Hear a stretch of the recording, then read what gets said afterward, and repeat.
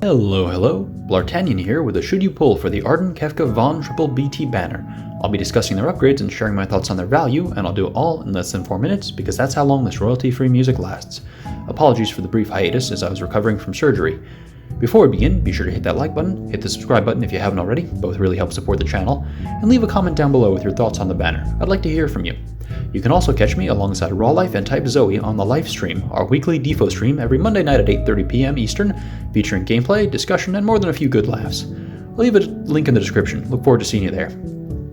So Ardyn and Kefka are getting their LD board extensions with this banner, so let's start there. Ardyn's LD hits harder with a double dump, and using it maxes his hat stacks and gives him a free skill on his next turn. It also adds some effects to his overkill buff, including HP and brave damage up, and it increases the duration of his self-granted buffs by a turn. These aren't groundbreaking changes, but they help bring him up to modern standards by boosting his longevity and damage. His kit is simple but effective. He's a non-elemental attacker with free turns and a follow-up attack, so it's a lot of good fundamentals that you could kind of build around for a damage dealer. That said, while these changes make him usable, they don't raise him above other damage dealers we have access to. I'd summarize Ardyn as a nice to have, but not necessarily someone to chase. Kefka's LD boards make the LD itself hit much harder, becoming a full AoE double dump that grants a free skill after using it. It also applies framed versions of his attack, defense, and speed down debuffs, which means shorter setup time for him but less control over which debuffs you're framing. At least we have 8 debuff slots now, right?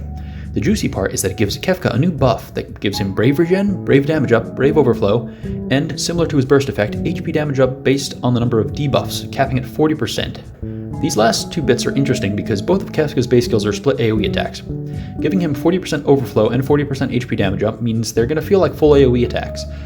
And Kefka has always brought top shelf debuffs, so now boosting his damage and making it competitive alongside his existing role, that's a pretty sweet combination. If you don't have any lockdown characters already, I think Kefka's gonna be a solid pickup.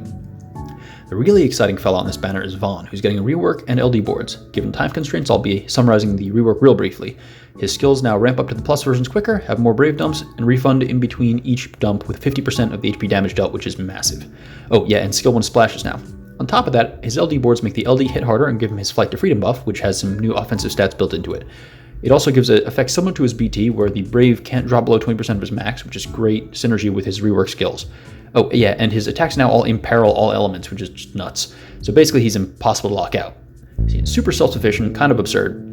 So as impressive as he is, just keep in mind that Vaan isn't going to invalidate the existing damage characters in your roster like Tifa, Tidus, or Lael. If you've been cruising through content, you're probably going to survive if you don't have Vaan. That said, he's going to be at the top of the charts and is likely going to stay there for a while, given the unique self-sufficiency of this kit. So what do I think about this banner value-wise? If you're new, it offers a solid physical attacker, a useful lockdown debuffer, and a top-of-the-line magic attacker. There are going to be other roles you're going to want to cover beside these, but if you're still lacking one or more of them, chasing them here is a good upside because you could get extra things in addition to it. If you're wealthy and don't have anything on the banner, going hard on gems for what you're missing means more chance of duplicate BTs, and each of those is basically 5 free challenge quests, so I think that's good value if you're one of those gem millionaires or something. If you have a decently full roster, but limited resources and no attachment to any of these characters, I can understand skipping them. The exceptions would be if you haven't picked up a damage dealer since like before Tifa, or if you still don't have a lockdown character like RCL or Eldenarsh. If not, then it kind of comes down to personal factors like and at that point, there's only so much I can help you with.